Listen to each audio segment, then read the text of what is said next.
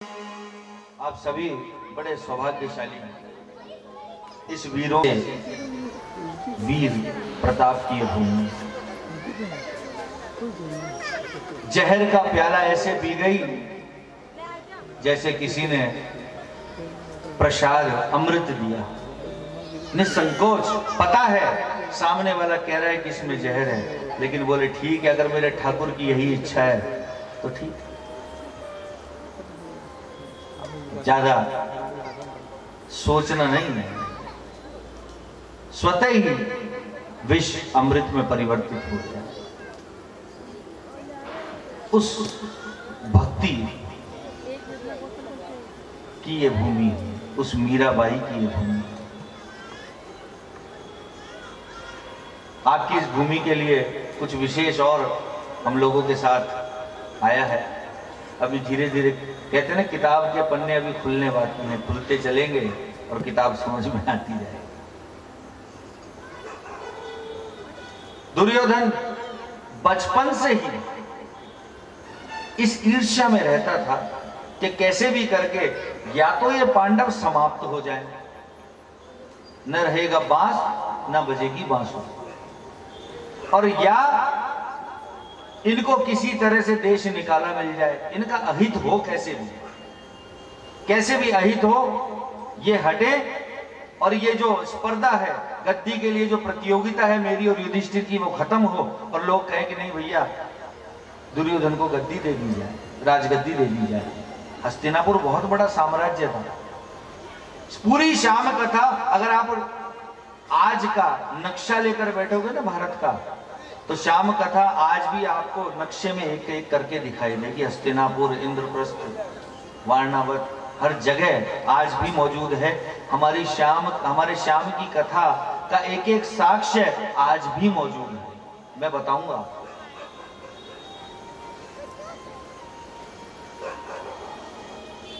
बचपन से दुर्योधन सोचता है कि कैसे भी करके ये हट जाए। छोटे से भीम को खाने का बड़ा शौक। कहते हैं कि दुनिया का कोई भी रसोइया भीम का पेट नहीं भर पाता, इसलिए अंततः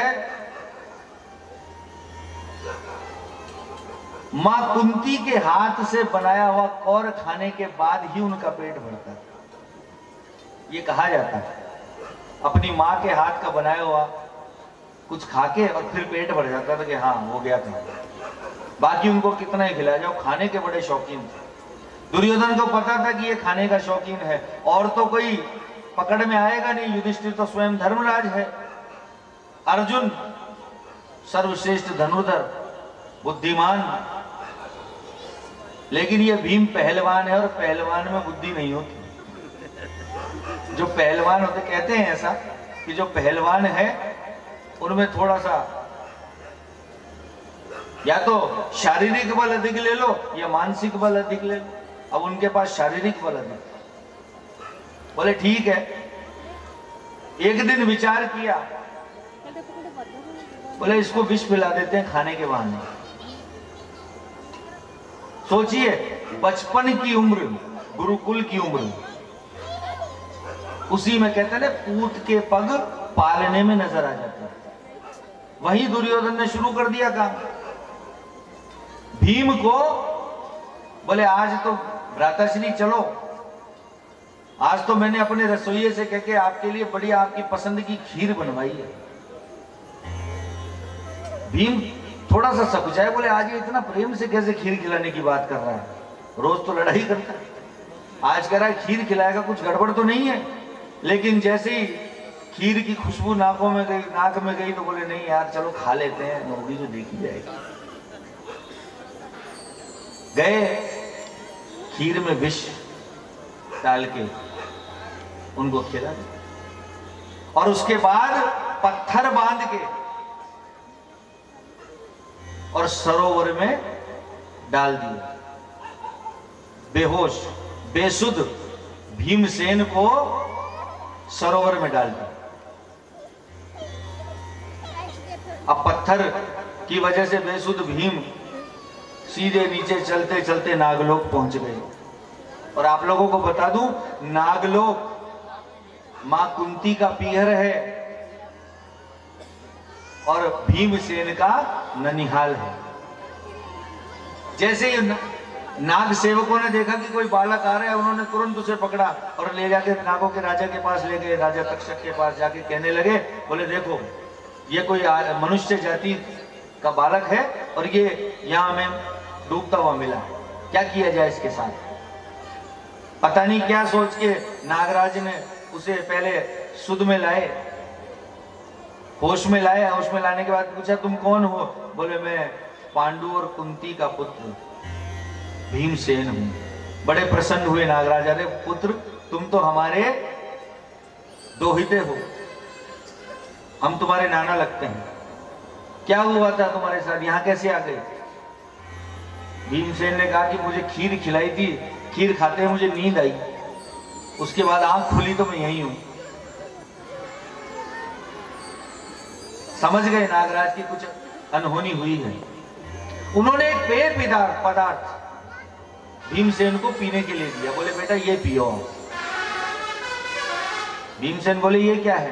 बोले ये हमारे नागलोक का विशिष्ट पेय पदार्थ है, इसके एक कटोरे में कहते हैं कि 100 हाथियों का बल है। अब भीम तो खाने के शौकीन और स्वादिष्ट पेय पदार्थ मिल गया, एक कटोरे में चाहे 100 हाथी का बल हो चाहे 1000 का, उनका क्या होना था।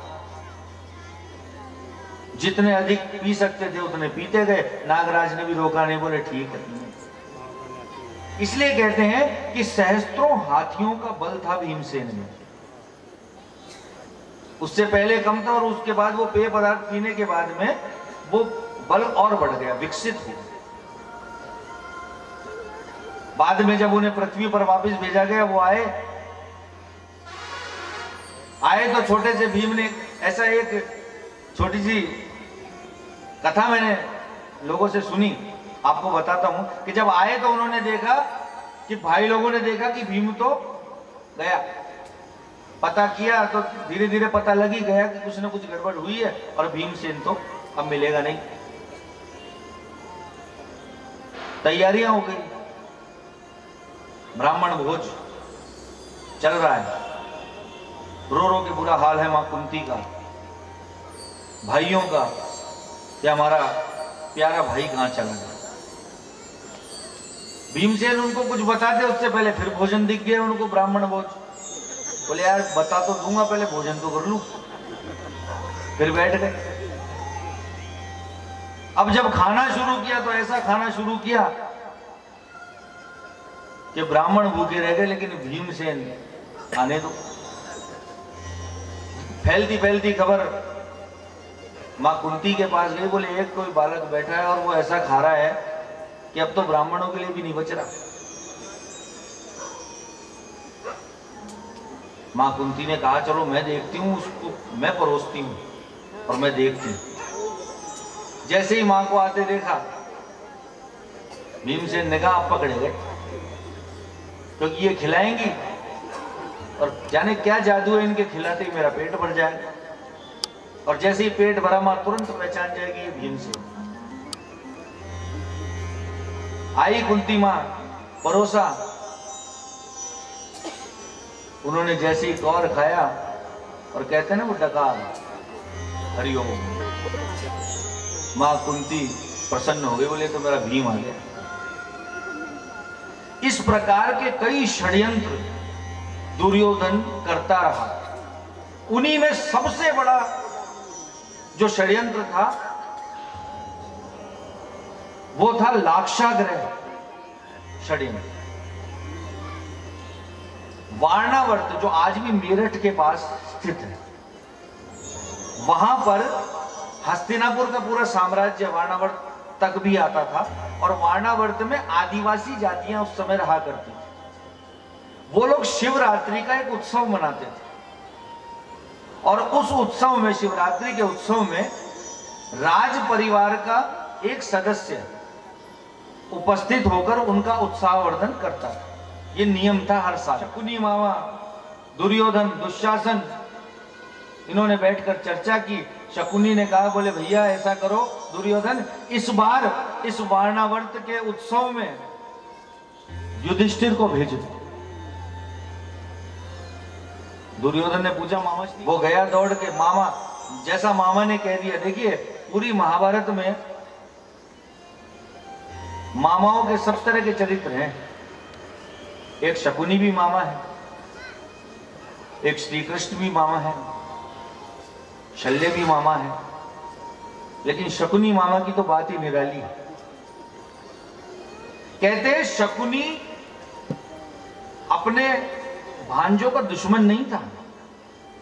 आप लोग सोचते होंगे हमेशा भांजे को उल्टी राय क्यों देता था। भांजों का दुश्मन नहीं था वो अपनी बहन से बहुत ज्यादा प्रेम करता, गांधारी से।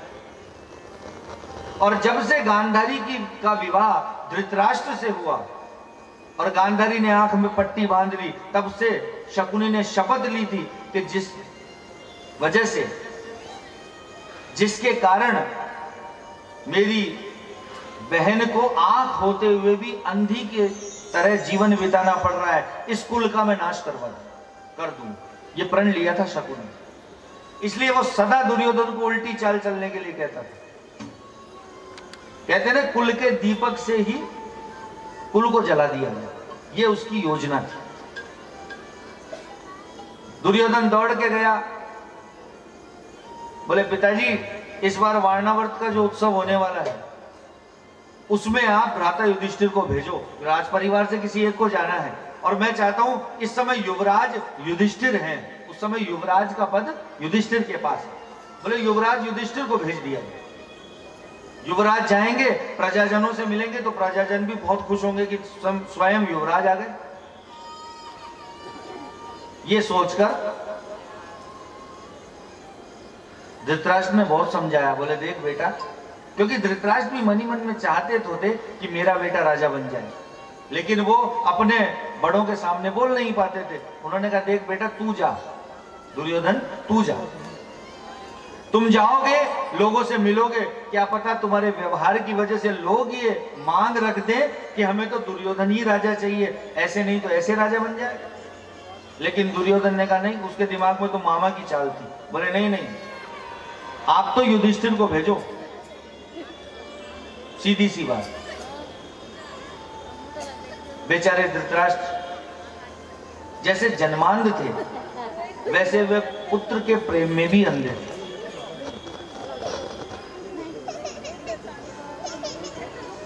पुत्र प्रेम में आकर बोले ठीक है जैसा तुम कहते हो। उन्होंने युधिष्ठिर को कहलवा भेजा कि युधिष्ठिर इस बार वारणावर्त के आयोजन में शिवरात्रि के उत्सव में आप जाएंगे।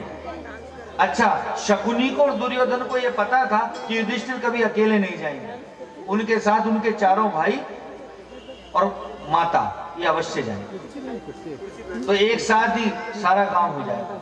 अब जाके उसने शकुनी से पूछा दुर्योधन ने कि आप बताओ मामा जी, मैंने अनुमति तो ले ली, अब युधिष्ठिर जा रहे हैं और अपने भाइयों को भी ले जा रहे हैं, ये पक्का है, लेकिन अब करना क्या है। बोले सुनो दुर्योधन, वारणावर्त में पुरोचन नाम का मेरा एक आदमी है और पुरोचन बहुत अच्छा कारीगर है, मैं उससे एक महल का निर्माण वहां करवाऊंगा। दुर्योधन नाराज हो गया।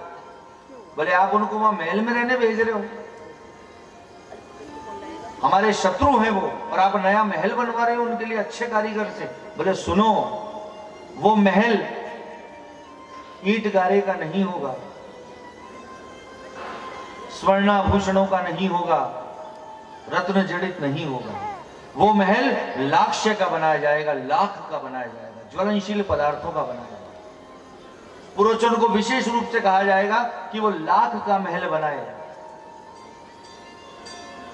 और अधिक से अधिक ज्वलनशील जलने वाली चीजें उसमें लगाए।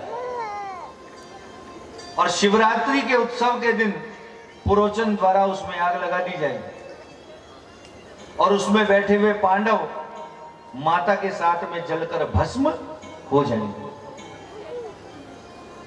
लाक्षागृह षड्यंत्र, इतिहास में इससे पहले ऐसा षड्यंत्र अपने भाइयों के लिए नहीं किया गया था, कभी नहीं। अपने भाइयों को जलाने का षड्यंत्र, इससे बड़ी दुष्टता नीचता और क्या हो सकती है। अरे बैर भी है भाई से। पहली बात तो भाई में बैर कैसा। मारवाड़ी में एक कहावत है कि बैठ वो भाया को चाहे बैर ही क्यों ना हो, और चाल वो गेला को चाहे फेर ही क्यों ना हो। बैठो तो सही, हो सकता है बैर मिट जाए, लेकिन उन्होंने षड्यंत्र कर दिया कि नहीं, इनको जला के भस्म कर दो। जब ये रहेंगे नहीं तो फिर तो कोई विकल्प बचा ही नहीं। विकल्प के नाम पे दुर्योधन, राजा मुझे ही बनना है। युधिष्ठिर बेचारे कभी इतनी बात नहीं सोचते थे। उनको वो बड़े प्रसन्न हुए कि देखो मेरा भाई दुर्योधन मेरे लिए कितना सोच रहा है कि मैं वहां जाऊं, लोगों से मिलूं, लोगों के मन में मेरा स्थान और अच्छा हो जाए। कितना अच्छा सोचता है मेरे लिए दुर्योधन। एक सोच उधर चल रही है। वो गए सब भाइयों के पास बैठे, और बैठकर मां कुंती बैठी हैं, पांचों भाई बैठे हैं, युधिष्ठिर, अर्जुन, भीम, नकुल, सहदेव, पांचों भाई विराजमान हैं। युधिष्ठिर ने कहा कि भाइयों, माताश्री, एक विचार आया है। विचार क्या? एक आदेश आया है ज्येष्ठ पिताश्री की तरफ से, महाराज धृतराष्ट्र की तरफ से, कि हमें वारणावर्त चलना है शिवरात्रि के उत्सव में।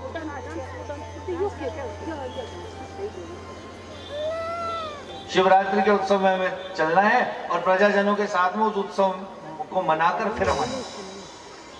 जैसे ही ये बात भाइयों के सामने रखी गई, भीम तो भुगत भोगी थे, पहले एक बार नागलोक की सैर करके आए थे, तुरंत समझ गए कुछ गड़बड़ है, नहीं हो सकता, इतना अच्छा नहीं सोच सकता दुर्योधन। बोले सुनो भ्राताश्री, अगर कोई राह चलता व्यक्ति आपको कहीं जाने की कहे तो चले जाओ, चाहे उसे आप जानो चाहे मत जानो, लेकिन दुर्योधन अगर आपको स्वर्ग के लिए जाने के लिए भी कहे तो मना कर देना। उसकी हर बात में कोई गड़बड़ है। लेकिन और दुर्योधन ने वहां जाल बिछा दिया। पुरोचन नाम के अपने कारीगर को शकुनी ने कह दिया कि लाख का एक महल बना दो, और वहां पर यह व्यवस्था कर दी गई कि एक बार अगर अंदर चले गए तो वहां से निकलेंगे नहीं, क्योंकि वहां जितने सैनिक, जितने दूत और जितने कर्मचारी हैं, सब शकुनी के आदमी, सब दुर्योधन के आदमी। पूरी व्यवस्था कर दी गई कि जला के इनको मार दिया जाए। भाई ने भाई के वध का ऐसा जाल बिछाया। सुनिए,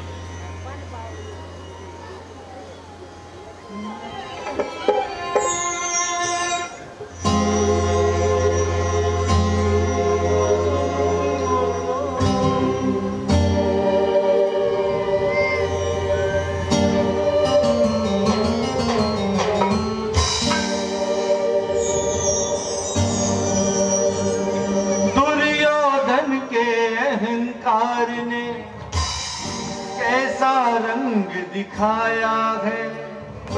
अहो, दुर्योधन के अहंकार ने कैसा रंग दिखाया है। भाई ने भाई के वध का देखो जाल बिछाया है। भाई ने भाई के वध का देखो जाल बिछाया है। अगर हो सके तो जरा प्रेम से गाते हुए दोनों हाथ की ताली बजाकर कहिए, दुर्योधन के अहंकार ने ऐसा रंग दिखाया है। दुर्योधन के अहंकार ने ऐसा रंग दिखाया है। भाई ने भाई के वध का देखो जाल बिछाया है। भाई ने भाई के वध का देखो जाल बिछाया है। जरा दोनों हाथ की ताली बजाकर प्रेम से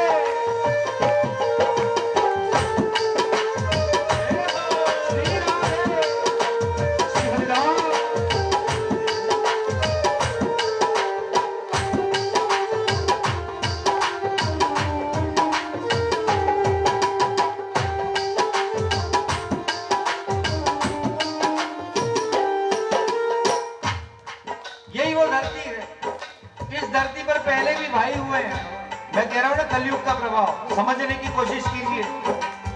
ये वो धरती है जहाँ राम और भरत हुए, राम लक्ष्मण भरत। जिस धरती पर श्री राम और भरत लाल सा प्यार हुआ, जिस धरती पर श्री राम और भरत लाल सा प्यार हुआ, उसी धरा पर दुर्योधन के जैसा कुल अंगार हुआ।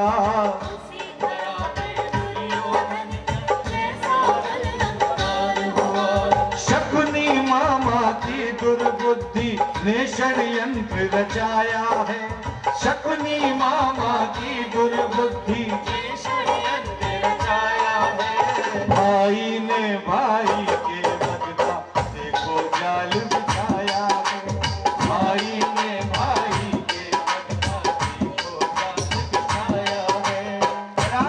अगर बात समझ में आ रही है, जितने प्रेमी बैठे हैं जरा दोनों हाथ को प्रेम से ताली बजाइए। श्री राम है।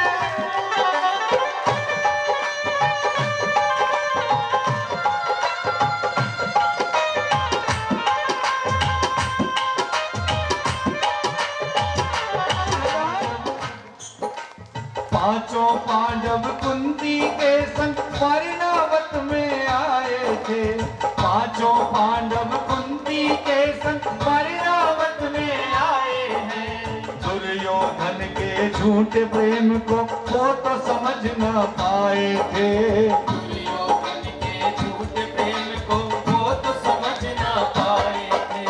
घास झूठ और लाख का सुंदर, घास झूठ और लाख का सुंदर एक महल बनवाया है, घास झूठ और लाख का सुंदर एक महल बनवाया है। भाई ने भाई के वध का देखो जाल बिछाया है, भाई ने भाई के वध का देखो जाल बिछाया है। दुर्योधन के अहंकार ने कैसा रंग दिखाया है, दुर्योधन के अहंकार ने कैसा रंग दिखाया है। भाई ने भाई के वध का देखो जाल बिछाया है, देखो जाल बिछाया है। भाई ने भाई के वध का देखो जाल बिछाया है, भाई ने भाई के वध का देखो जाल बिछाया है। एक भाई भाई को मारने चला है, अपने काका श्री के संपूर्ण वंश का एक साथ नाश करने चला है दुर्योधन। धर्मराज युधिष्ठिर अपने चारों भाइयों और माता श्री के साथ रवाना हो गए वारणावर्त के लिए। वारणावर्त जनजातियों का उत्सव होने वाला है, शिवरात्रि का, और वारणावर्त में वो पहुंच गए।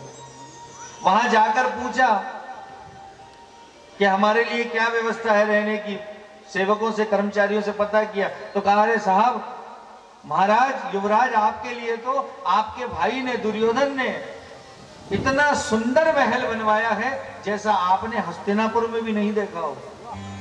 धर्मराज युधिष्ठिर सीधे मन के और खुश हो गए, देखो मेरा भाई मुझसे कितना प्रेम करता है, इतना सुंदर मेरे लिए महल बनवा दिया सिर्फ कुछ दिन रहने के लिए। सोचो, भीम से कहने लगे, सोचो भी रोज जनजाति वाले मिलने आते, वहां के उनके प्रजाजन, और प्रजाजनों से रोज धर्मराज मिलते, बड़े आनंद से उनसे मिलते, उनकी मनोकामनाएं पूरी करते, जो मांगते वो उनको देते, क्योंकि वो तो धर्मराज है साक्षात। अचानक एक दिन रात को जब सब पांचों भाई और मां कुंती विश्राम में हैं, द्वारपाल ने द्वार खटखटाया। महाराज, युधिष्ठिर ने कहा, कौन है? बोले, महाराज मैं द्वारपाल। युधिष्ठिर ने पूछा, इस समय द्वारपाल? इस समय हमारा विश्राम भंग करने आए हो, जरूर कोई आवश्यक काम होगा, अन्यथा तुम यहां नहीं आए।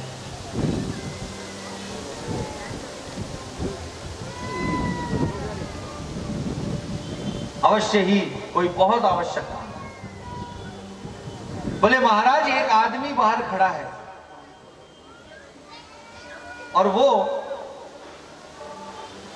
अजीब सी कुछ चीजें लेकर आया है, और हमने जब पूछा कि भाई क्या काम है, बोले हमें युधिष्ठिर से मिलना है, हमें महाराज युधिष्ठिर से मिलना है,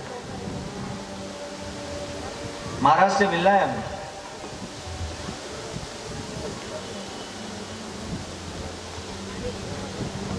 संकेत लेकर उनसे मिलने आया है, अगर उसके बाद वो नहीं मिलना चाहेंगे तो मैं नहीं मिलूंगा। जैसे ही संकेत का नाम सुना युधिष्ठिर समझ गए, उस समय उस कालखंड में उनको संकेत से संदेश भेजने वाले सिर्फ 2 ही लोग थे। युधिष्ठिर ने सोचा कि सिर्फ 2 लोग हैं जो मुझे संकेत भेजकर संदेश दे सकते हैं। पहले हस्तिनापुर में महात्मा विदुर, पूरी महाभारत में एक ही है जिनको महात्मा कहा जाता है, विदुर को। महात्मा मतलब महान आत्मा।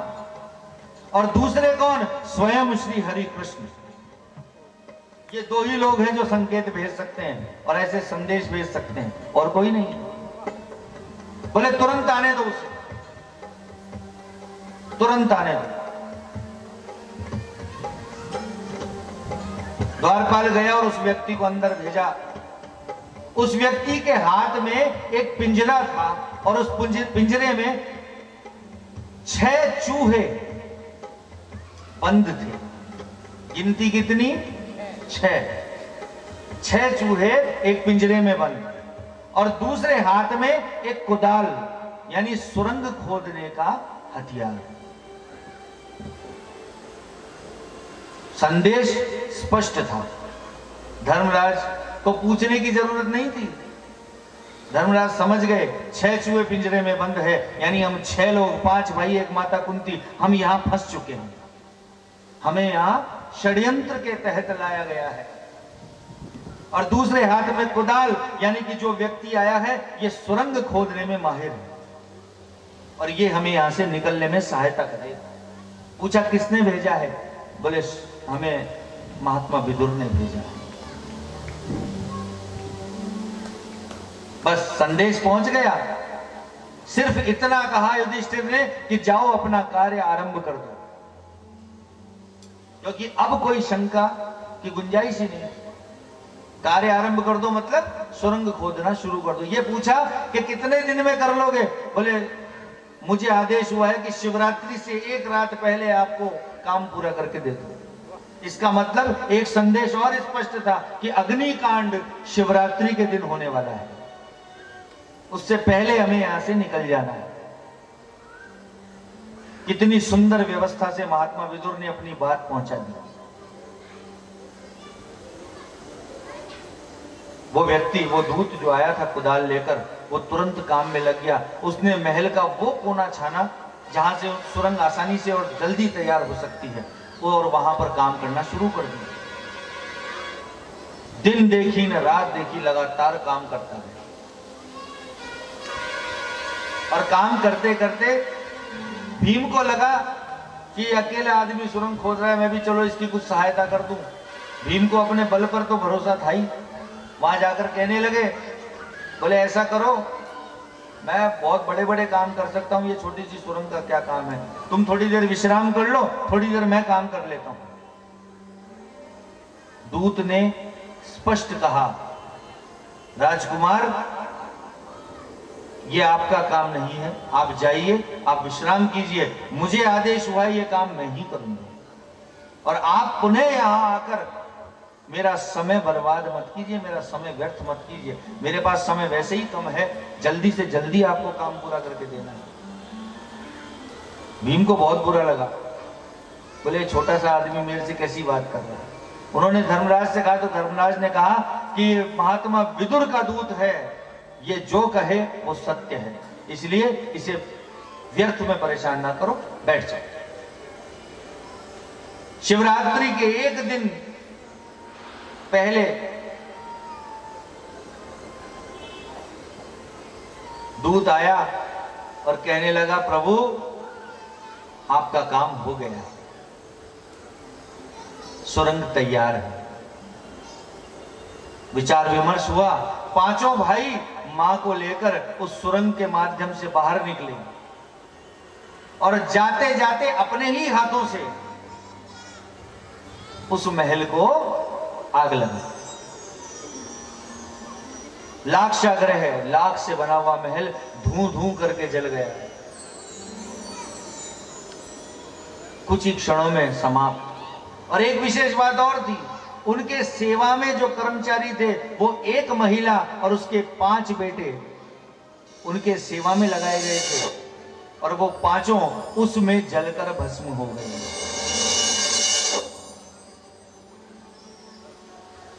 सूचना पहुंची हस्तिनापुर। शकुनी का दिमाग काम कर गया। शकुनी बोला अग्निकांड तो शिवरात्रि के दिन होने वाला था, ये एक दिन पहले कैसे हो गया। बहुत ज्यादा चतुर था शकुनी, तुरंत समझ गया कि एक दिन पहले होने का कोई तो कारण होगा। दुर्योधन ने कहा कि देखो मामाश्री, ऐसा है कि वहां पर जो शव मिले हैं वो 6 हैं, 1 महिला और 5 पुरुष। अब बताओ इसमें क्या सोचने का रह गया। मान लिया गया कि पांडव मां कुंती के साथ जलकर भस्म हो गए, ऐसा मान लिया गया। इधर जैसे ही पांडव बोल, उधर तो खुशी का माहौल अंदर ही अंदर कि चलो मामला खत्म, अब राजगद्दी हमसे कोई नहीं छीन सकता। तुरंत आनन फानन में दुर्योधन को युवराज घोषित कर दिया गया। इधर पांडव जब निकले तो भीम ने पूछा अपने बड़े भाई से कि भ्राताश्री बताइए अब आगे चले हस्तिनापुर। तो धर्मराज ने कहा नहीं, महात्मा विदुर ने संदेश भेजकर हमें यहां से निकलने के लिए कहा है। जब तक अगला संदेश नहीं मिल जाए या पूरी स्थिति समझ में नहीं आ जाए हम वापस हस्तिनापुर नहीं जाएंगे। तो क्या करना है? बोले हम वन वन भटकेंगे, इन्हीं वनों में हम घूमेंगे। वहां से निकल गए। राजकुमार उस समय के सबसे बड़े साम्राज्य के राजकुमार और उस समय के सर्वश्रेष्ठ 5 योद्धा अपनी माता श्री के साथ वनों में भटक रहे हैं। सोचिए, घूमते घूमते वो पहुंचे। आज के भारतवर्ष में जो आप हिमाचल प्रदेश देखते हैं, इसे उस समय हिडिंब वन कहा जाता था। आज भी मनाली में मां हिडिंबा का मंदिर है। वन गमन जब इनका हुआ है तो वो यही क्षेत्र, हिमाचल वाला क्षेत्र रहा है।